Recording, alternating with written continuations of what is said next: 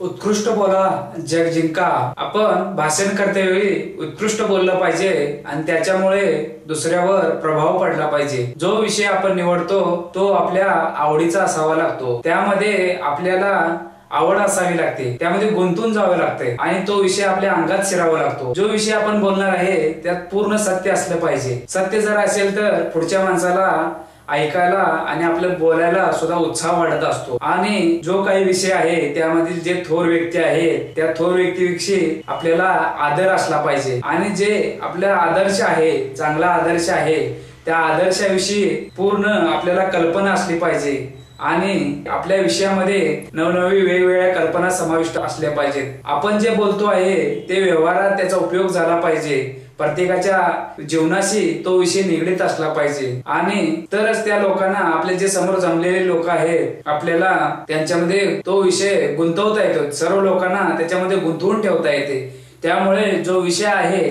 तो व्यवहारात उपयोगी असला पाहिजे। हा विषय सर्वसमावेशक असला पाहिजे, त्याच्यामध्ये सामाजिक भान असलं पाहिजे, वैज्ञानिक भान असलं पाहिजे, शैक्षणिक भान असलं पाहिजे आणि सर्व गोष्टीचा त्याच्यामध्ये समावेश असला पाहिजे। अगदी तळाच्या माणसापासून श्रीमंत माणसापर्यंत आणि जागतिक लेवल पर्यंत आपण त्यामध्ये विचार टाकले पाहिजेत, तरच ते भाषण सर्वसमावेशक होईल आणि लोकांना चांगले काय आणि वाईट काय याची तुलनात्मक दृष्ट्या पटवून दिले पाहिजे, जेणेकरून लोकांना चांगलं तेच पटलं पाहिजे आणि चांगलं तेच लोकांनी घेतलं पाहिजे। त्या भाषणाचा आदर्श डोळ्यासमोर ठेवून आपल्याला प्रचंड यश मिळवता येतं, हा असा आत्मविश्वास त्यांच्यामध्ये निर्माण झाला पाहिजे। आपण जे बोलतो ते स्पष्ट बोललं पाहिजे, संदिग्ध अशा पद्धतीचं कोणत्याही प्रकारे न बोलता स्पष्ट बोललं पाहिजे आणि जे आपल्याला काही मनातील जे विचार आहे ते स्पष्ट सांगितलं पाहिजे, तरच श्रोते सुद्धा आपल्याला ऐकून घेतात आणि त्याच्यामध्ये विनोदीपणाचा सुद्धा भाग असला पाहिजे। बरेचसे विनोद केले पाहिजेत आपण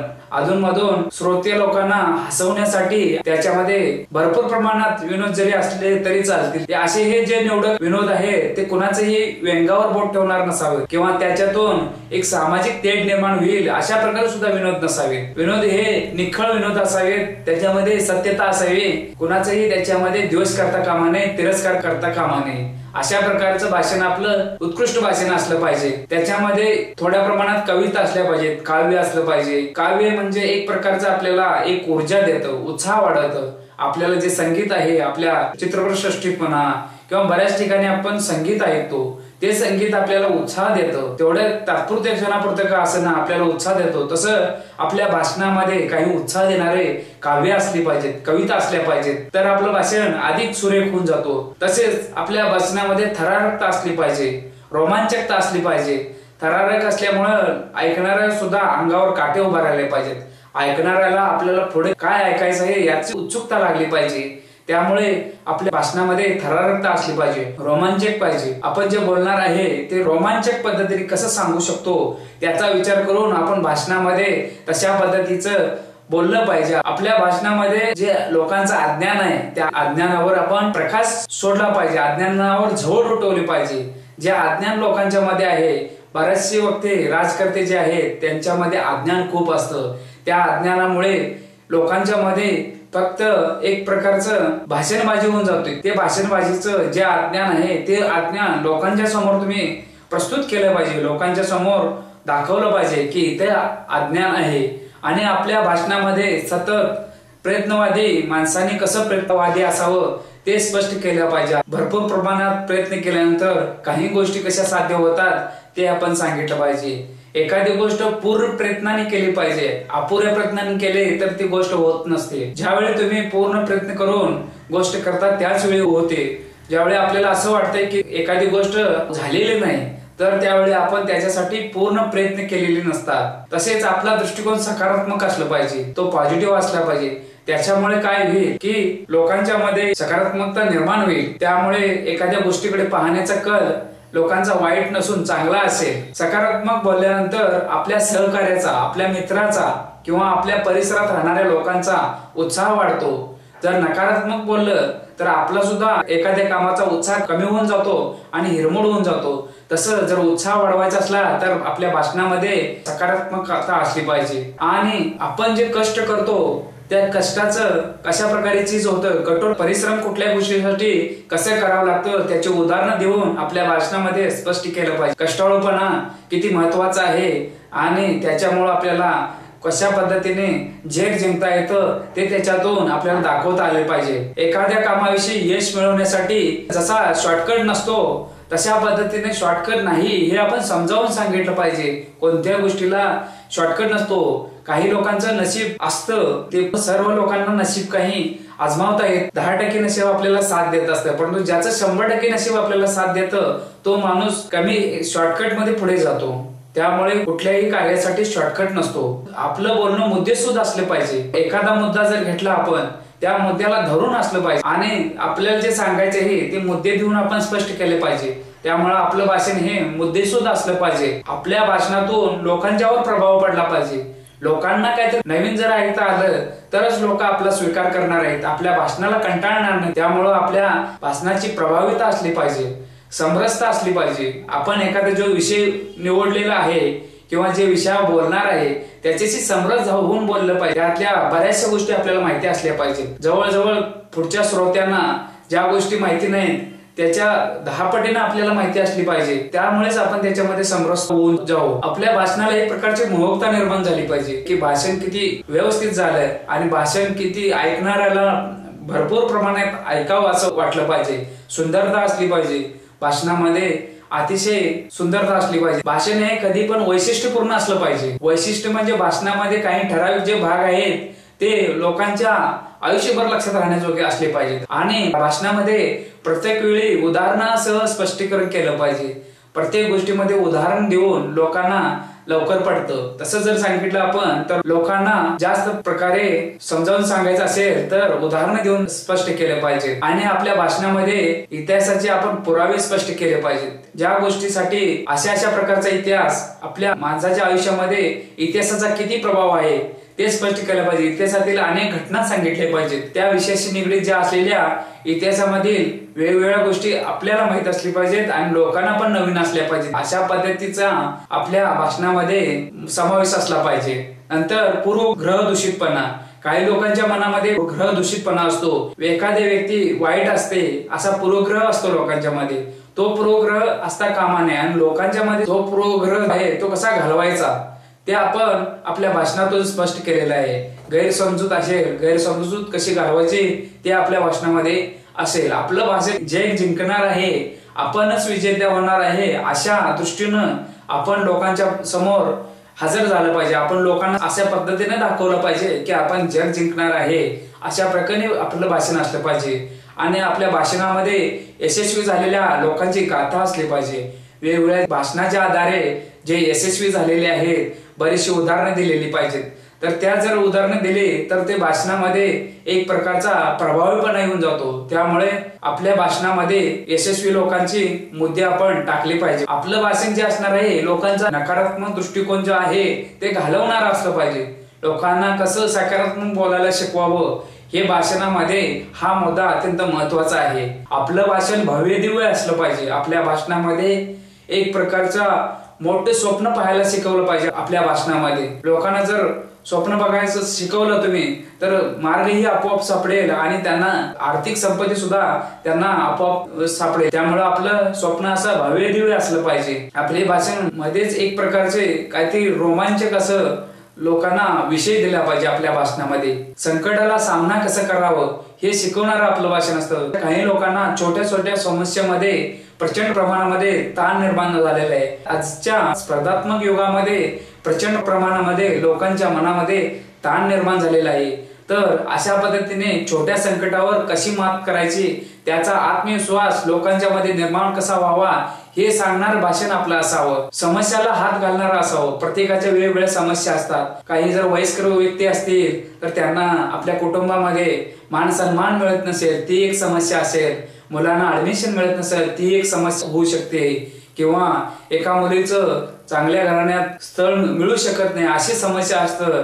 बऱ्याच वेळा आर्थिक समस्या खूप असतात, मुलांना शिक्षण देऊ शकत नाही, मुलांना चांगल्या कॉलेजमध्ये ऍडमिशन मिळत नाही, अशा बऱ्याच प्रकारच्या ज्या समस्या आहेत त्या समस्या कोणत्या आहेत समाजामध्ये, शैक्षणिक समाजात असू द्या, राजकीय समस्या असू द्या, समस्यांचं आपण त्याच्यामध्ये उलगडा केला पाहिजे, समस्या लोकांच्या ओळखल्या पाहिजे. आपल्या भाषणामध्ये एक प्रकारची वेदना असली पाहिजे, आपल्या भाषणामध्ये एक प्रकारचं दुःख असलं पाहिजे आणि हास्य असलं पाहिजे. या तिन्हीचा संगम असला पाहिजे आपल्या भाषणामध्ये. कारण लोकांच्या भावनेला स्पर्श करणारा असावं, लोकांच्या भावना वेगवेगळ्या प्रकारच्या असतात, त्या भावनेला हात घालणारं आपलं भाषण असावं. आपलं भाषण मोहक असलं पाहिजे. आपलं भाषण भौतिक सुखांना कितपत महत्व द्यायचं आणि आपल्या ज्या भावना आहेत त्यांच्याशी कसा ताळमेळ घालायचा. भौतिक सुख म्हणजे घर बांधणे, बंगला घेणे, जमीन घेणे किंवा वाहन घेणे, अशा प्रकारचे जे भौतिक सुख आहे त्या भौतिक सुखांना किती महत्व आहे आणि भौतिक सुख आपल्यासाठी आहे, आपण त्यांच्यासाठी नाही, हे कसं लक्षात ठेवायचं ते आपल्या भाषणामधून आपण सांगितलं पाहिजे. आपलं जे भाषण असेल ते विचारपूर्वक असलं पाहिजे आणि दुसऱ्याला विचार करायला लावणार भाषण असलं पाहिजे. आपल्या भाषणामध्ये प्रचंड विचारशीलता असली पाहिजे. प्रत्येक विचाराने माणूस प्रगत कसा होतो, जास्तीत जास्त विचार केला पाहिजे आणि कमी बोललं पाहिजे आणि ज्या ठिकाणी बोलणं आवश्यक आहे तिथं प्रचंड बोललं पाहिजे, हे शिकवणारं आपलं भाषण असलं पाहिजे आणि विचारपूर्वक असलं पाहिजे, जेणेकरून दुसऱ्याच्या भावना दुखवणार नसल्या पाहिजेत किंवा दुसऱ्याचा त्यातून अपमान होणार नसेल, अशा प्रकारचं आपलं भाषण असलं पाहिजे आणि ते भाषण असं विचारपूर्वक असलं पाहिजे. भाषणामध्ये जे आपण बोलतोय त्याच्यावर लोकांचा विश्वास बसेल अशा पद्धतीचं आपण बोललं पाहिजे, म्हणजेच एकंदर त्याच्यामध्ये सत्य असलं पाहिजे. आपलं भाषण जे आहे त्याच्यामध्ये विश्वास मोठ्या प्रचंड प्रमाणात असला पाहिजे. आपलं भाषण हे लोकांना आकर्षित करणार असलं पाहिजे, लोकांना मोहित करणार असलं पाहिजे. आपल्या भाषणामध्ये एक प्रकारचा चढ उतार असला पाहिजे, वळणदारपणा असला पाहिजे. चढ उतार आपल्याला कोणत्या वाक्यावर आपल्याला जोर द्यायचा आहे, कोणत्या वाक्यावर आपल्याला कमी जोर द्यायचा आहे, हे जे आहे ते आपल्या भाषणामध्ये आपण शिकलं पाहिजे आणि ते प्रचंड जर प्रॅक्टिस असेल तर आपल्याला ते आपोआप येऊन जातं. त्यामुळे आपल्याला भाषण जर करायचे असतील तर आपल्या भाषणामध्ये चढ उतार, वळणदारपणा असला पाहिजे, लवचिकता असली पाहिजे. कारण बऱ्याच वेळा आपल्या समोर जे सत्य असतं ते सत्य पूर्ण सत्य नसतं, तर त्या सत्यामध्ये परिवर्तन होत असतं, त्याच्यामध्ये लवचिकता आलेली असते. नवीन जे सत्य आहे ते आपण स्वीकारलं पाहिजे आणि ते लोकांच्या समोर आपण दाखवलं पाहिजे, लोकांना सांगितलं पाहिजे.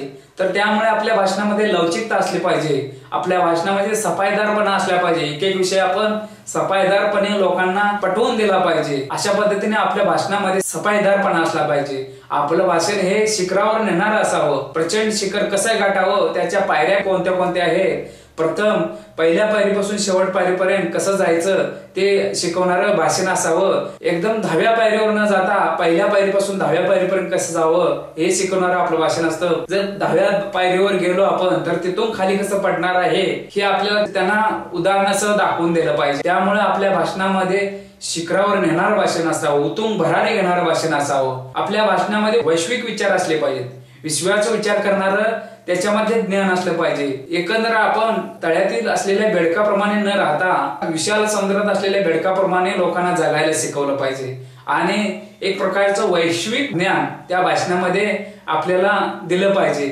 सामाजिक, शैक्षणिक आणि साहित्यिक सुद्धा बोललं पाहिजे त्याच्यामध्ये. त्याच्यामुळे ह्या तिन्ही ज्या गोष्टी आहेत, सामाजिक, शैक्षणिक आणि साहित्यिक, ह्या गोष्टी त्याच्यामध्ये आल्या पाहिजेत. आपल्याला जो विषय बोलायचा आहे ते मोजकेपणाने आणि अधिक स्पष्ट बोलले पाहिजे. आपला विषय हसवणारा पाहिजे, आपला विषय हृदयस्पर्शी पाहिजे, लोकांच्या भावनेशी टच करणारा, स्पर्श करणारा असणार आणि हृदयस्पर्शी असलं पाहिजे, नवनिर्मित असलं पाहिजे. आपलं भाषण प्रेरणादायी असलं पाहिजे, उत्साहवर्धक असलं पाहिजे.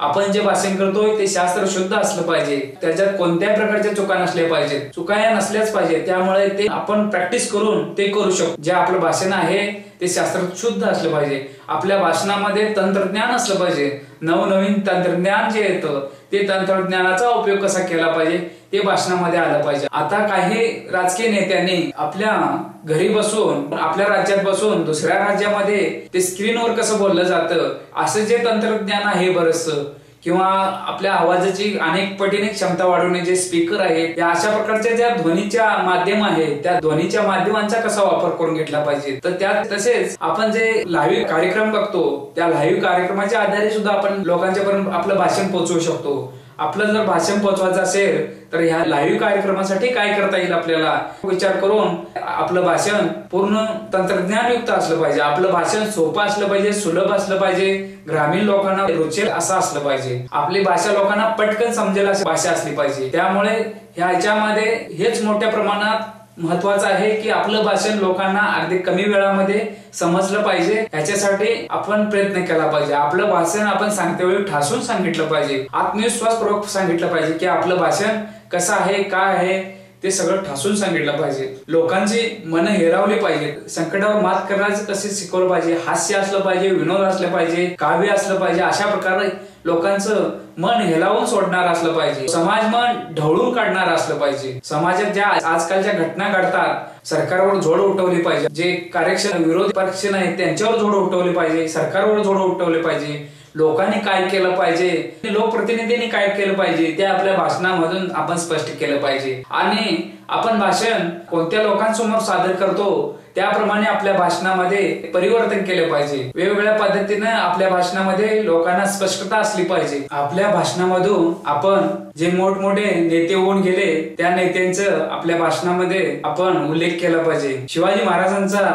आपण ज्यावेळेला उल्लेख करतो त्यावेळी शिवाजी महाराजांचे कार्य लोकांच्या डोळ्यासमोर आणून दिलं पाहिजे। लोकांना शिवाजी महाराजांचे कार्य प्रेरणादायी आहे, ते कार्य जे आहे ते लोकांना आपण कशा पद्धतीने सांगितलं पाहिजे। शिवाजी महाराजांनी स्वराज्याची कशी निर्मिती केली, शिवाजी महाराजांनी लहान असताना आपल्या सहकार्यांना कसं जमवलं, दादा कोंडदेवजींच्याकडून कसं शिक्षण घेतलं आणि त्या शिक्षणाच्या आधारे त्यांनी कसं आपल्या सहकार्याने गोळा केलं आणि सहकार्यांच्या मध्ये एक स्वराज्याची प्रेरणा कशी निर्माण केली आणि आपलं स्वराज्य एक नवीन स्वराज्य कसं निर्माण केलं ते लोकांना आपल्या भाषणातून आपण सांगितलं पाहिजे। शिवाजी महाराजांचे वडील शहाजी महाराज बादशाहची चाकरी करत होते आणि त्यांचा मुलगा शिवाजी महाराज एक स्वतंत्र राज्य निर्माण करतो आणि या बलाढ्य राजेशाहीला तो आव्हान देतो। हेच म्हणजे किती त्यावेळी प्रचंड प्रमाणात एक प्रेरणादायी गोष्ट घडलेली आहे, ती आपल्या समाजामध्ये आजही घडू शकते हे आपल्या भाषणामधून आपण सांगितलं पाहिजे। शिवाजी महाराजांनी एक एक गड कसे काबीज केले, आपल्या मावळ्यांना आपल्या लोकांना कसं एकत्रित केलं आणि जे गनिमी कावा तंत्र आहे गनिमी कावाचं तंत्र लोकांना शिकवलं आणि अत्यंत चांगले विचारपूर्वक जर लढाई केल्या तर आपण जिंकू शकतो। आणि या औरंगजेबच्या सैन्यामध्ये जी बंडाळी माजलेली आहे त्या बंडाळीचा आपण फायदा कसा घेऊ शकतो हे याच्यामध्ये शिवाजी महाराजांनी लोकांना दाखवून दिलं। आणि त्या काळामध्ये प्रचंड असा दबाव होता मराठी समाजावर, त्या मराठी लोकांच्या मध्ये प्रेरणा निर्माण करून बलाढ्य अशा या साम्राज्यशहाविरुद्ध लढा पुकारला आणि हा लढा हा एक सामान्य लढा नव्हता, एक प्रचंड मोठं कार्य होतं। त्या कार्याचा आपण कसा आदर्श घेतला पाहिजे आणि त्या कार्याची आपण कशी प्रेरणा घेतली पाहिजे ते आपल्या भाषणातून आपण लोकांना स्पष्ट केलं पाहिजे। शिवाजी महाराजांनी लहानपणी स्वराज्याची शपथ घेतली, ती जी शपथ घेतली त्यासाठी त्याच्यासाठी पूर्ण वेळ दिला त्यांनी आणि तेच आपल्या जीवनाचं ध्येय ठरवलं आणि आपल्या साथीदारांना निवडलं आणि प्रत्येकांच्याकडून कपॅसिटी प्रमाणे शिवाजी महाराजांनी काम करून घेतलं आणि कोणत्या माणसाला कोणत्या प्रकारचं काम द्यावं हे शिवाजी महाराजांनी जाणलं आणि त्यांनी विचारपूर्वक असं आपल्या समाजाची एक घडी बसवली। न्याय व्यवस्था कसं असावं, आर्थिक खातं कसं असावं आणि वेगवेगळ्या प्रकारचे नियोजन, शेतीचे नियोजन कसं असावं, शैक्षणिक नियोजन कसं असावं, त्या आपल्या मंत्रिमंडळामध्ये अत्यंत व्यवस्थित असं बसवलं होतं। शिवाजी महाराजांची प्रचंड शक्ती होती, शिवाजी महाराजांच्याकडे प्रचंड या शक्तीच्या आधारे त्यांनी या सगळ्या गोष्टींचा आणि इथून पुढे हजारो साल सुद्धा शिवाजी महाराजांचं कार्य कधीही संपणार नाही। शिवाजी महाराजांचं जे कार्य आहे ते प्रचंड प्रमाणात कार्य आहे आणि त्यांची जी शक्ती होती ती अफाट शक्ती आहे। शिवाजी महाराजांनी तोरणा किल्ला घेतला, त्याच्या पाठोपाठ असे प्रचंड किल्ले घेतले आणि त्या किल्ल्यांच्या मार्फत शिवाजी महाराजांनी आपला विस्तार केला आणि जे शिवाजी महाराजांनी गड किल्ले घेतले, आपल्याला साम्राज्याचं जेवढं संरक्षण करता येईल तेवढंच महाराजांनी किल्ले घेतले। शिवाजी महाराजांचं जे कार्य होतं ते उल्लेखनीय कार्य होतं। शिवाजी महाराज जोपर्यंत होते तोपर्यंत इंग्रजांना सुद्धा हिंमत झाली नाही या मराठ्यांच्या राज्यावर चाल करून यायला, त्यामुळे शिवाजी महाराजांचा किती दूरदृष्टीपणा होता। इथे आपल्याला शिवाजी महाराजांचं कार्य जेवढं सांगेल तेवढं अपुरच पडणार आहे। शिवाजी महाराजांच्या जीवनातील अनेक घटना सांगणे मोठ्या प्रमाणात आपण त्याच्यावर सांगू शकतो. अफजल खानाचा वध आहे, शाहिस्ते खानाची हाताची बोटे कशी कापली ते आपल्याला माहितच आहे. अशा प्रचंड ज्या घटना आहेत शिवाजी महाराजांच्या जीवनातल्या, शिवाजी महाराजांचं कार्य हे आपल्यासाठी प्रेरणादायी आहे. तसेच आपल्या भारताच्या महिला पंतप्रधान इंदिरा गांधी यांचे जे विचार होते ते खूपच प्रेरणादायी होते. इंदिरा गांधींनी आपल्या भारत देशामध्ये एक प्रकारची सुसूत्रता आणली होती. बऱ्याचशा पक्षांना त्यांनी एकत्र घेऊन आपल्या राज्याचा, आपल्या देशाचा कारभार पाहिला होता. आपलं धोरण स्वीकारून त्यांनी बऱ्याचशा गोष्टीमध्ये एक सुसूत्रता आणली होती. जी लोकांची मानसिकता नव्हती एखादं कार्य करण्याचे, ते काम कसं पूर्ण करावं हे इंदिरा गांधींनी आपल्याला शिकवलं. आणि पंडित जवाहरलाल नेहरूंनी त्यांना जे शिकवलं होतं, जे राजकीय शिक्षण दिलं होतं, ते राजकीय शिक्षणाचा त्यांनी पुरेपूर उपयोग आपल्या देशासाठी केला आणि शेवटी त्यांनी देशासाठी आपला प्राणाचे बलिदान दिले. इंदिरा गांधी सुद्धा महान होत्या. अब्राहम लिंकन त्याच्यामध्ये उत्तर अमेरिका आणि दक्षिण अमेरिका यांच्यामध्ये वेगवेगळ्या पद्धतीचा एक द्वेष निर्माण झालेला होता. तर तो द्वेष त्यांनी कसा मिटवला आणि लोकांना कसं एकत्र आणलं, त्यांनी आपल्या भाषणाच्या आधारावर त्यांनी हे सगळं शक्य करून दाखवलं. अब्राहम लिंकनांनी जवळजवळ 52व्या वर्षी निवडणूक जिंकली.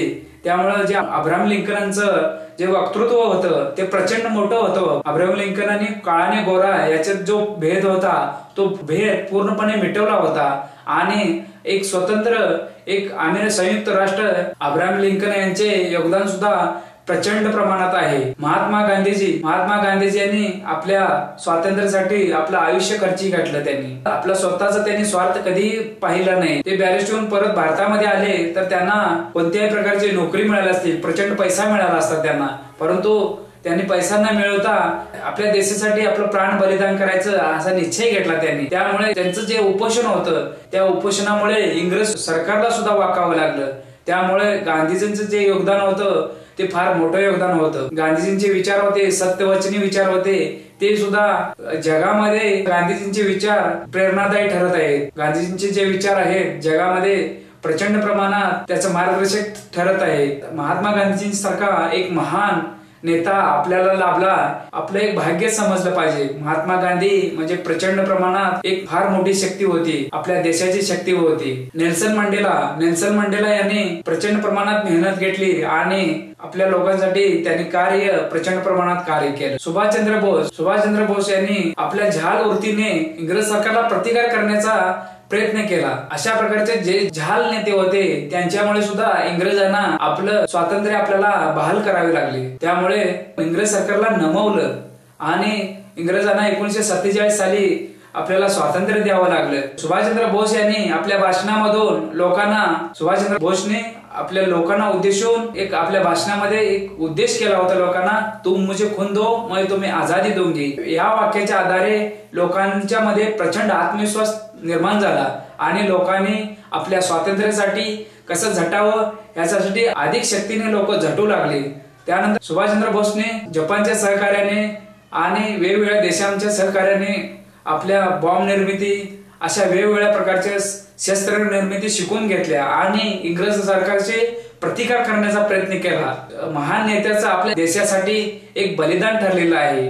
सुभाषचंद्र बोस यांचं कार्य सुद्धा महान आहे. लोकमान्य टिळकांनी सुद्धा आपल्या देशासाठी प्रचंड प्रमाणात मेहनत घेतली. इंग्रज सरकारला कसं वाटणीवर आणायचं हे टिळकाने वेळोवेळी इंग्रज सरकारला दाखवून दिलेलं आहे. इंग्रज सरकारला बऱ्याच गोष्टीमध्ये टिळकाने गोष्टी मान्य करायला लावलेल्या आहेत. लोकमान्य टिळकांची झाल वृत्तीमुळे आपल्याला 1947 साली स्वातंत्र्य मिळालं. लोकमान्य टिळकांचं सुद्धा कार्य महान आहे. पंडित जवाहरलाल नेहरूंचे योगदान हे प्रचंड प्रमाणात योगदान आहे.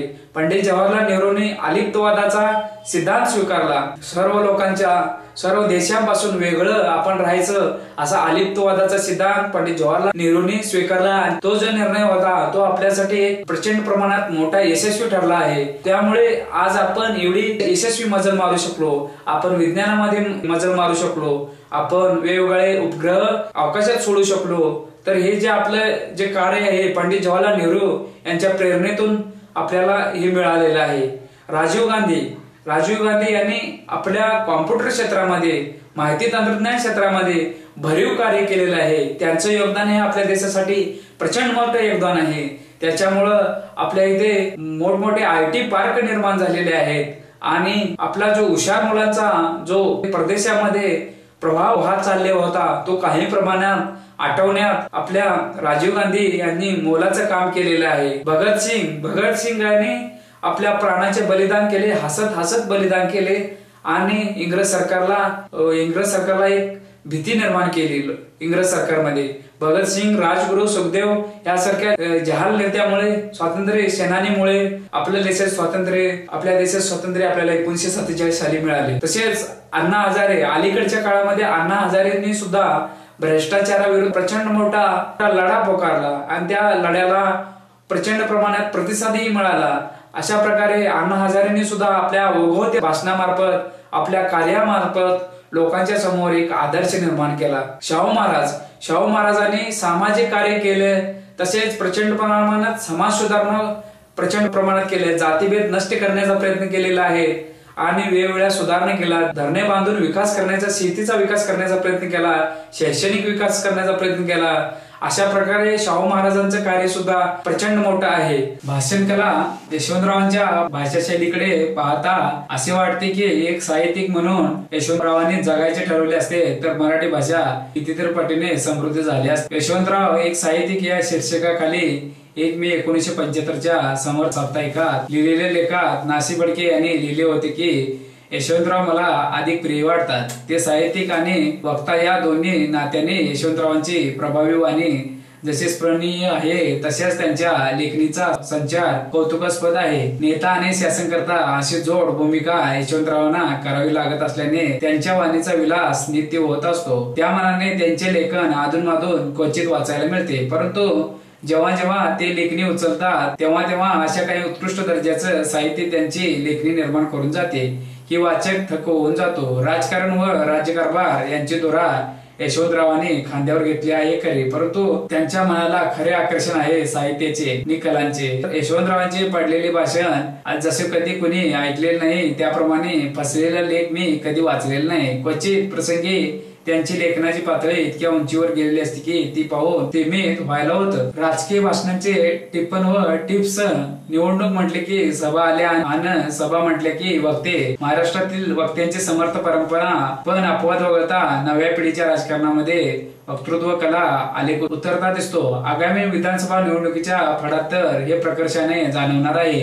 नेमकी हीच बाब हिरो नाशिकच्या अक्षरमुद्रा प्रकाशनाचे भारद्वाज राळकर यांनी राजकीय भाषणे स्वरूप आणि तंत्र हे आगळे वेगळे पुस्तक बाजारात आणले आहे। Indira Gandhi, Pandit Deendayal Upadhyay, Chandrashekhar Fernandes, George Fernandes, Rambhau Mhalgi, Acharya Atre, SN Joshi, barrister Nagnath पै, मोहन दारिया, गोदावरीबाई परुळेकर, बाळासाहेब भारदे, यशवंतराव चव्हाण, जामजूराव धोटे, बाळासाहेब ठाकरे आदींची भाषणे याच्यामध्ये पाहायला मिळतील। नेतृत्व गुणासाठी ग्रामपंचायत महिला सदस्यांना प्रशिक्षण, ग्रामपंचायतीचे सरपंच, उपसरपंच सदस्य या पदावर काम करणाऱ्या महिला नागरिकांशी कसा संवाद साधावा, स्वतःचा आत्मविश्वास कसा वाढवावा याचे प्रशिक्षण असावे लागते। राज्य निवडणूक आयोगाच्या संयुक्त नीला सत्यनारायण यांच्या हस्ते प्रशिक्षण देण्यात आले।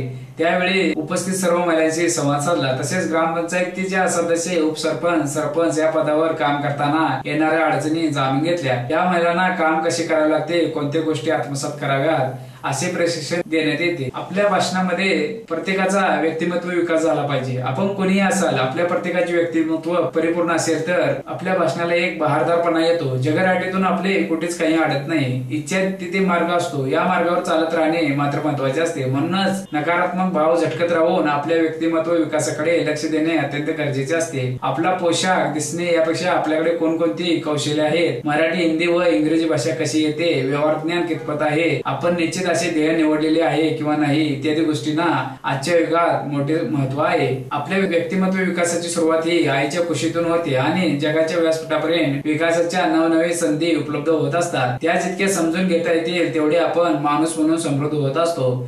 तेव्हा आरशात दिसणाऱ्या माणसासाठी विकासाच्या नेमक्या वाटा शोधा, मरगळ झटका आत्मविश्वासाने आपल्यातून अनुकूल असे बदल करण्याची सतत धडपड करा। स्थानिक पातळीपासून व्यक्तिमत्व विकासासाठी अनेक संस्था आपल्यासाठी कार्यरत आहेत। आपल्या गरजेनुसार त्यांच्याकडून धडे घेण्यास संकोच करू नका। आपण कसे बोलावे, संवाद कसा साधावा, मुलाखत कशी द्यावी येथपासून ते समारंभात भाषण कसे करावे यापर्यंत आवडीच्या उद्योग व्यवसायाची निवड कशी करावी, चांगली नोकरी मिळवण्यासाठी कोणते प्रयत्न करावेत आणि हे साध्य करण्यासाठी आवश्यक ते प्रशिक्षण कुठे उपलब्ध आहे अशी व इतर अनेक प्रकारची माहिती आपण इंटरनेट व पुस्तक यामध्ये शोधू शकतो। वक्तृत्व शैलीचा प्रभावीपणे वापर कसा कराल? वक्तृत्वातील यश हे काळजीपूर्वक केलेली पूर्वतयारी आणि त्यानंतर केलेले प्रभावी सादरीकरण या दोन मूलभूत घटकावर अवलंबून असते। या घटकांतर्गत येणाऱ्या सर्व बाबींचा जरी सामान्य वक्तृत्व असलेल्या व्यक्तीने सूक्ष्म अभ्यास केला तरी त्याला असामान्य वक्तृत्वाची शैली विकसित करणे अजिबात अवघड जात नाही। एखाद्या विशिष्ट ठिकाणी भाषण करायचे असताना आयोजकांच्या वक्त्याकडून निश्चित अपेक्षा काय आहेत याची जाणीव वक्त्याला असणे गरजेचे असते, अन्यथा असा वक्ता आयोजकांना आणि श्रोत्यांना समाधानी करू शकत नाही। चांगली वक्तृत्व शैली असणे हा उत्तम वैयक्तिक गुण आहे ज्यामुळे औद्योगिक किंवा शैक्षणिक किंवा सार्वजनिक स्तरावर सन्मान मिळवणे आणि लोकप्रिय होणे अतिशय सोपे जाते। उत्तम वक्तृत्व जरी दैवी देणगी मानली तरी देखील स्वतंत्र आणि परिणामकारक वक्तृत्व शैली केवळ सरावातूनच विकसित करता येते। प्राचार्य शिवाजीराव भोसले, जर्मनीचे माजी पंतप्रधान विन्स्टन चर्चिल, भारताचे माजी पंतप्रधान पंडित जवाहरलाल नेहरू, अमेरिकेचे माजी अध्यक्ष जॉन केनेडी यांच्यासारख्या सन्माननीय व्यक्ती त्यांच्या महान कार्याबरोबरच त्यांच्या वक्तृत्वामुळे आजही आपल्याला आठवतात। इतकेच नव्हे तर काही प्राध्यापकांची काही वाक्ये, चित्रपटामधील काही संवाद, प्रतिदेश वकिलांनी केलेले युक्तिवाद आजही आपल्याला आठवतात। अशा आठवणी केवळ उत्तम वक्तृत्वामुळेच होत राहतात। एखाद्या विशिष्ट भाषणाची सुरुवात करायची ठरवल्यास काही व्यक्ती अनावश्यक गंभीर आणि उदास होतात। वास्तविक पाहता तसे होण्याची काही गरज नाही। भाषणासाठी आवश्यक असणारे सर्व साहित्य सहजी उपलब्ध आहे अथवा नाही हे प्रथम पाहावे लागते। त्यानंतर परिणामकारक सादरीकरणासाठी आवश्यक असणारी सर्व उपकरणे उपलब्ध आहेत किंवा नाहीत हे बघावे लागते। या गोष्टी जर सहजी उपलब्ध होत नसतील तर त्यांची उपलब्धता कशी सुकर करायची याचा विचार करावा लागतो। भाषणासाठी आवश्यक असणारे सर्व साहित्य आणि सादरीकरणासाठी लागणारी सर्व उपकरणे यांचे जमवाजमव झाली की आपोआपच वक्तृत्वाचा आत्मविश्वास द्विगुणित होतो। याबरोबरच सादरीकरण कशा प्रकारे करायचे याचा प्रत्येक मुद्द्यागणिक विचार करावा लागतो। एखादा मुद्दा कितीही चांगला असला तरी तो प्रभावीपणे श्रोत्यांना पटवून देता आला नाही तर वाक्याचे सर्व प्रयत्न व्यर्थ जातात। याउलट एखाद्या वाईट मुद्द्याचे परिणामकारक पटवणे लोकांमध्ये गैरसमज पसरविण्यास कारणीभूत ठरू शकते। अनेक व्याख्याने झाल्यानंतर अनुभवातून श्रोत्याविषयी एखाद्या वक्त्याला अचूक अंदाज बांधता येतो। त्यामुळे सर्व मुद्दे यशस्वीपणे पटवणे अतिशय सोपे होते। अचूक पूर्वतयारी व प्रभावी सादरीकरणासाठी केलेली रंगीत तालीम याकरता काही वेळा वक्तृत्वाला जास्त वेळ द्यावा लागतो, परंतु या ठिकाणी हे लक्षात घेणे महत्वाचे आहे की अशा प्रकारे व्यतीत केलेला वेळ वाया गेला नसून तो मौल्यवान गुंतवणूक ठरतो। भाषणाची रंगीत तालीम करीत असताना बऱ्याचशा महत्वाच्या बाबी वक्त्याला आपोआप किंवा नकळत लक्षात येतात। उदाहरणार्थ कोणत्या शब्दावर विशेष भर द्यायचा याबाबतचा योग्य निर्णय, देहबोली परिणामकारक होण्यासाठी कशा प्रकारे शारीरिक हालचाली करायच्या, उपलब्ध उपकरणांचा उपयोग कोणत्या वेळी आणि कशा प्रकारे करायचा वगैरे रंगीत तालीम करीत असताना जर एखाद्या मार्गाचा अवलंब अपेक्षित किंवा इच्छित परिणाम साध्य करण्यास मदत करीत नाही असे निदर्शनास आले तर तो मार्ग बदलणे इष्ट ठरते। कोणताही यशस्वी वक्ता कितीही अनुभवी आणि हजरजबाबी असला तरी तो बिनचूक पूर्वतयारी केल्याशिवाय कधीही व्यासपीठावर जात नाही। कदाचित या तत्वामध्येच त्याच्या यशाचे रहस्य दडलेले असते। सार्वजनिक स्तरावर प्रभाव पाडणारे फारच थोडे वक्ते आहेत। याचे प्रमुख कारण फारच थोडे वक्ते वैयक्तिक पातळीवर बारकाईने विचार करतात असे अमेरिकेमध्ये म्हटले जाते। या विधानामध्ये निश्चित तथ्य आहे। प्रत्येक वक्त्याने जर सार्वजनिक स्तरावर पोहोचण्यापूर्वी भाषणाबाबत वैयक्तिक पातळीवर भाषण परिणामकारक करण्याच्या दृष्टिकोनातून विचार केला तर संभाव्य भाषणामध्ये आमूलाग्र बदल घडू शकतो। कदाचित या एकमेव घटकामुळे यशस्वी भाषण होणे सहजी शक्य होते। पूर्वतयारी कशी करावी? एखाद्या विशिष्ट ठिकाणी भाषण करायचे असताना आयोजकांच्या वक्त्याकडून निश्चित अपेक्षा काय आहेत याची जाणीव वक्त्याला असणे गरजेचे असते, अन्यथा असा वक्ता आयोजकांना आणि श्रोत्यांना समाधानी करू शकत नाही। यासाठी वक्त्याचे मुद्दे आणि श्रोत्यांच्या अपेक्षा यामध्ये तफावत असता कामा नये। याबरोबरच श्रोते कोण आहेत हे सुद्धा वक्त्याला माहित असणे आवश्यक असते। श्रोत्यांची बौद्धिक पातळी, आकलन क्षमता, अनुभव या बाबींचे सूक्ष्म विश्लेषण होणे महत्वाचे असते। या विश्लेषणातूनच भाषणातील मुद्दे आणि सादरीकरणाची शैली यांचा उगम होतो। उदाहरणार्थ तरुण वर्गाला जी व्यावहारिक उदाहरणे सामान्यतः आवडतात तीच उदाहरणे ज्येष्ठ व्यक्तींना किंवा ज्येष्ठ नागरिकांना आवडतीलच असे नाही। श्रोत्यांचे विश्लेषण जर अचूक झालेले असेल तर भाषण अतिशय प्रभावी ठरते। श्रोत्यामध्ये सर्वच महिला असतील तर भाषणामध्ये समाविष्ट करण्याचे मुद्दे आणि उदाहरणे श्रोते जर पुरुष व महिला असे दोन्ही प्रकारचे असतील तर वेगळी असायला हवी। तसेच श्रोते जर एखाद्या विशिष्ट क्षेत्रात असतील तर त्यांना त्यांच्या क्षेत्रासंबंधी दिलेली उदाहरणे जास्त परिणामकारक वाटतात। उदाहरणार्थ वकील, डॉक्टर, अभियंता वगैरे। याचाच अर्थ श्रोते जर संबंधित विषयातील तज्ञ असतील तर वक्ता भाषणाची सुरुवात एका वेगळ्या उंचीवरून करू शकतो। याउलट श्रोते जर संबंधित विषयाबाबत पूर्णपणे अज्ञानी असतील तर वक्त्याला अगदी बारीक सारीक सांकेतिक शब्द सुद्धा फोड करून आणि निरनिराळी उदाहरणे देऊन समजवावी लागतील। तसेच श्रोत्यांचा वक्त्याबाबत असलेला दृष्टिकोन सकारात्मक आणि अनुकूल असावा। श्रोत्यांना वक्त्याबाबतचा दृष्टिकोन जर नकारात्मक किंवा प्रतिकूल असेल तर प्रथमतः वक्त्याला तो दृष्टिकोन सकारात्मक किंवा अनुकूल करावा लागतो। त्यासाठी श्रोत्यांना पडतील अशी काही मोजकीच पण महत्वाची विधाने व उदाहरणे भाषणाच्या सुरुवातीलाच वक्त्याला कुशलतेने पेरावी लागतात। जोपर्यंत श्रोत्यांचा दृष्टिकोन बदलत नाही तोपर्यंत वक्त्याला दृष्टिकोन बदलण्यासाठी प्रामाणिक आणि अथक प्रयत्न करावे लागतात। यानंतर श्रोते वक्त्याचे म्हणणे ऐकून घेण्यास तत्वतः तयार होतात। दुर्दैवाने जर वक्ता श्रोत्यांचा दृष्टिकोन बदलण्यास असमर्थ ठरला तर वक्त्याला काही वेळा भाषणाच्या शेवटी प्रखर विरोध सहन करावा लागतो। नकारात्मक आणि प्रतिकूल श्रोत्यासमोर भाषण करताना वक्त्याला आतोनात यातना होतात। काही वेळा दगडावर डोके आपटल्यासारखे जाणवते। असे श्रोते त्यांना विरोध किंवा निषेध त्यांच्या देहबोलीतून आणि चेहऱ्यावरील प्रतिक्रियातून भाषणादरम्यान सतत प्रदर्शित करत असतात। अशा प्रकार विरोधाकडे पूर्णतः दुर्लक्ष करून चित्त उचलित होऊ न देता आपले ठरवलेले भाषण नेटाने चालू ठेवताना वक्त्याच्या कुशलतेचा कस लागतो। अनुभवी वक्ता अशा श्रोत्यासमोर जास्त काळ टिकाव धरू शकत नाही। असा अनुभव राजकीय पक्षाच्या नेत्यांना सर्रास येतो। वक्त्याला किती वेळ बोलायचे आहे, कोणाआधी आणि कोणानंतर किंवा प्रथमतः बोलायचे आहे, दिवसाच्या कोणत्या वेळी बोलायचे आहे याचे पूर्ण आकलन वक्त्याला असणे आवश्यक असते। भाषणामध्ये विशिष्ट विषयावरील सर्व मुद्दे समाविष्ट करणे आवश्यक असते। सर्व मुद्दे समाविष्ट करण्यासाठी जर पुरेसा कालावधी उपलब्ध असेल तर वक्ता सर्व मुद्दे सविस्तरपणे सोदाहरण सहजी स्पष्ट करू शकतो। याउलट सर्व संबंधित मुद्दे समाविष्ट करण्यासाठी जर पुरेसा कालावधी उपलब्ध नसेल तर वक्त्याला फक्त महत्वाचेच मुद्दे विचारात घ्यावे लागतात आणि उदाहरणार्थ समर्पकपणे काटछाट करावी लागते। आधी बोललेला वक्ता जर प्रख्यात असेल तर तो कोणत्याही विषयाला एका विशिष्ट उंचीवर सहजी नेऊन ठेवतो। साहजिकच त्यानंतर बोलणाऱ्या वक्त्याकडून श्रोत्याच्या अपेक्षा उंचावतात। जर अशा प्रसंगी वक्ता श्रोत्यांच्या माफक अपेक्षा पूर्ण करू शकला नाही तर श्रोते नाराज होतात। याउलट आधी बोललेला वक्ता जर फारसा नावाजलेला नसेल किंवा नौका असेल तर तो श्रोत्यांची नाडी अचूक ओळखण्यास असमर्थ ठरतो। तसेच तो श्रोत्यांना पूर्णतः समाधानी करू शकत नाही। अशा प्रकारच्या वक्त्यानंतर बोलणे तुलनात्मक दृष्ट्या विचार करता सोपे असते। याबरोबरच प्रथमतः बोलणाऱ्या वक्त्याची जबाबदारी थोडी वेगळ्या प्रकारची असते। त्याला श्रोत्यांना विशिष्ट अथवा प्रस्तुत विषयाची नुसती ओळख करून द्यायची नसते तर त्या विषयावरील जास्त ज्ञान संपादन करण्याची उत्कंठा आणि जिज्ञासा निर्माण करायची असते। अशा प्रकारे एखाद्या समारंभाची सुरुवात जर चांगली झाली नाही तर पुढील वक्त्यावर अनावश्यक ताण येतो आणि श्रोत्यांचे चित्त आकर्षित करून घेण्यासाठी त्यांना जास्त प्रयत्न करावे लागतात। एखादा समारंभ यशस्वी होण्यासाठी सर्वात कमी प्रभाव पाडू शकणारा वक्ता सुरुवातीस बोलता करावा व सर्वात चांगला प्रभाव पाडू शकणारा वक्ता सर्वात शेवटी ठेवावा। असा प्रभावी वक्ता इतर सर्व वक्त्यांचे महत्वाचे मुद्दे स्वतःच्या बोलण्यात समाविष्ट करतो। त्याबरोबरच स्वतःचे मुद्देही परिणामकारक प्रदर्शित करतो। दिवसाच्या सुरुवातीलाच म्हणजे सकाळच्या सत्रात बोलायचे असेल तर जास्त आक्रमकपणा किंवा आरामशीरपणा अजिबात नसावा। भाषणाची सुरुवात शांतपणे करून हळूहळू आक्रमकतेची पातळी संयमाने तारतम्याने वाढवत नेली तर भाषण अधिक प्रभावी होऊ शकते। संध्याकाळच्या सत्रात श्रोत्याची मानसिकता थोडीशी वेगळी असते, त्यामुळे थोडी आक्रमकता सुरुवात सुद्धा श्रोत्यांना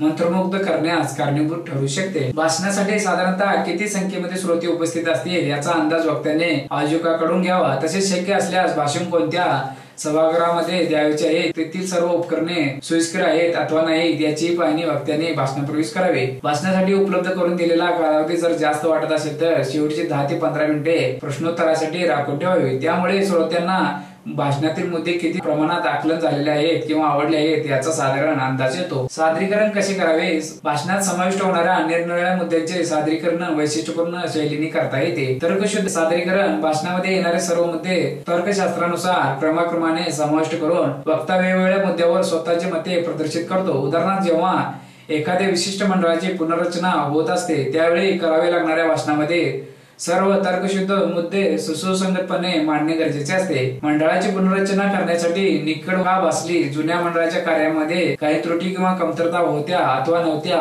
नवीन पुनर्रचनेचे महत्वाचे घटक कोणते, त्यापासून होणारे महत्वाचे फायदे कोणते, यामुळे नातेसंबंधात झालेले बदल कोणते, या अनुषंगिक होणारा खर्च किती वगैरे. कालानुरूप सादरीकरणाच्या या शैलीमध्ये वक्ता निरनिराळ्या मुद्द्यांची कालानुरूप विभागणी करतो. उदाहरणार्थ 20 वर्षापूर्वी भारतातील प्रौढ शिक्षण कशा स्वरूपाचे होते, भारतामधील प्रौढ शिक्षणाची सद्यस्थिती काय आहे, 20 वर्षानंतर भारतातील प्रौढ शिक्षणाची स्थिती कशी असेल. समस्येनुरूप सादरीकरण या शैलीमध्ये वक्ता वेगवेगळ्या समस्यांचे सादरीकरण प्रभावीपणे श्रोत्यासमोर करतो. तसेच समस्येपाठोपाठ समस्येची उकल कशी करावी याबाबतही योग्य मार्गदर्शन करतो. अशा प्रकारच्या सादरीकरणामध्ये समस्या आणि तिचे उकल हे केंद्रस्थानी असतात. तथापि भाषणामध्ये जेव्हा समस्येविषयी विचार मांडणे अपेक्षित नसते किंवा समस्या हा मूळ हेतू असू शकत नाही त्यावेळी या शैलीचा उपयोग वक्त्याला होत नाही. भौगोलिक दृष्ट्या सादरीकरण एखाद्या विशिष्ट विषयाचा भौगोलिक क्षेत्रानुसार जाणवणारा प्रभाव या शैलीमध्ये ठळकपणे श्रोत्यासमोर मांडण्यात येतो. उदाहरणार्थ प्रौढ शिक्षणाचे भारतातील निरनिराळ्या राज्यामधील स्थिती, सिने संस्कृतीचे निरनिराळ्या देशांमध्ये होणारे दुष्परिणाम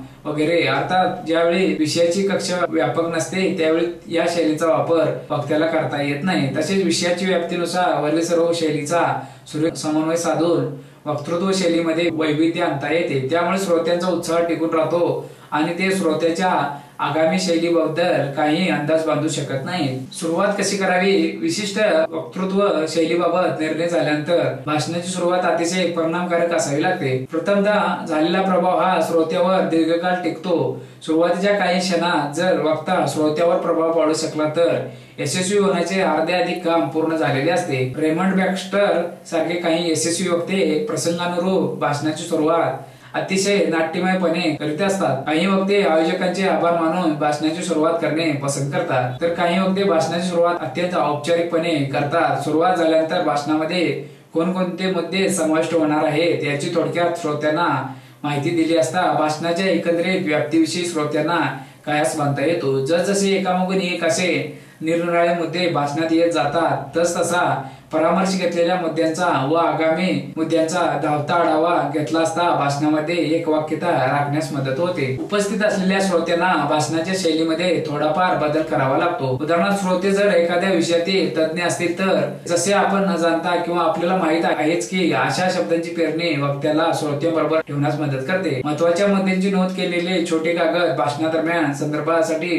वापरण्यास काहीच हरकत नसते. तथापि असे करत असताना समर्पक नैसर्गिक देहबोलीचा माफक वापर बिघडणार नाही याची दक्षता घ्यावी लागते. अन्यथा बऱ्याचदा वक्त्यांच्या श्रोत्याबरोबर असलेला नजरेचा संबंध तुटतो आणि भाषणाचे रूपांतर वाचनात होते. उत्तम रीतीने सुरुवात झालेले भाषण त्याच उंचीवरून शेवटपर्यंत नेण्याचे कसब वक्त्याला अवगत असावे लागते. कार्यकर्त्यांचे मार्गदर्शन उमेदवाराकडे किंवा पक्षाकडे प्रशिक्षित कार्यकर्ते असणे फार गरजेचे आहे. कार्यकर्ता हा पक्षाच्या रक्तवाहिन्या आहेत. फक्त भाषण कला शिकल्याने किंवा व्यक्तिमत्व विकास झाल्याने चांगला कार्यकर्ता तयार होईलच असे नाही.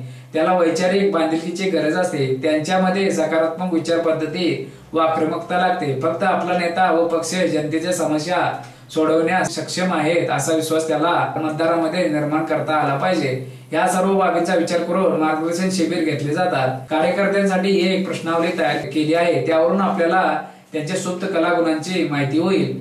भाषण कला, आवाजाचे महत्व, संभाषण कला, आंदोलन व कार्यक्रमाचे महत्व, सामाजिक कार्य, प्रश्न व त्यांची हाताळणी, पक्षाची विचारधारा, स्वयंप्रेरणा, मनशक्ती वाढविण्याचे तंत्र, विरोधकांचे नकारात्मक मुद्दे, प्रसिद्धीचे तंत्र, विरोधी पक्ष व त्यांचे नेते यांच्या कार्यशैलीवर टीका करणे, या सर्व विषयांची माहिती शास्त्रीय दृष्टिकोनातून कार्यकर्त्यांना दिल्यामुळे आपण ठरवलेली धोरणात्मक कार्ये चांगल्या रीतीने ते राबवू शकतील. त्यामुळे नागरिकांपर्यंत आपली प्रतिमा सकारात्मक दृष्टिकोनातून पोहोचण्यास मदत होईल. संभाषण कलेला व्यक्तिमत्वामध्ये अनन्यसाधारण महत्व आहे. यातून व्यक्ती आपले विचार प्रकट करू शकते. ही कला व्यक्तीकडे उपजत नसते, तर ती साध्य करण्यासाठी त्यास परिश्रम घेऊन ती विकसित करावी लागते. ही कला विकसित होण्यासाठी व्यक्तीकडे ज्ञान व भाषेवरील प्रभुत्व असणे गरजेचे असते. व्यक्तिमत्व विकासाच्या दृष्टीने प्रभावी संभाषण कला असणे अतिशय महत्वाचे आहे. नुसत्या संभाषण कलेच्या जोरावर चर्चिलने दुसरे महायुद्ध जिंकले असे म्हटले जाते. यावरून संभाषण कलेचे अनन्यसाधारण महत्व लक्षात येते. व्याख्या: संभाषण कला म्हणजे व्यक्तीची भाषेद्वारे प्रभावीपणे विचार प्रकट करण्याची कला होय. संभाषण कलेमध्ये खालील गोष्टी आवश्यक आहेत. आवाज ही जरी नैसर्गिक देणगी असली तरी त्यावर प्रयत्नाने नियंत्रण मिळवता येते. चांगल्या संभाषण कलेसाठी व्यक्तीकडे दुसऱ्यास ऐकू जाईल इतका स्पष्ट आवाज असणे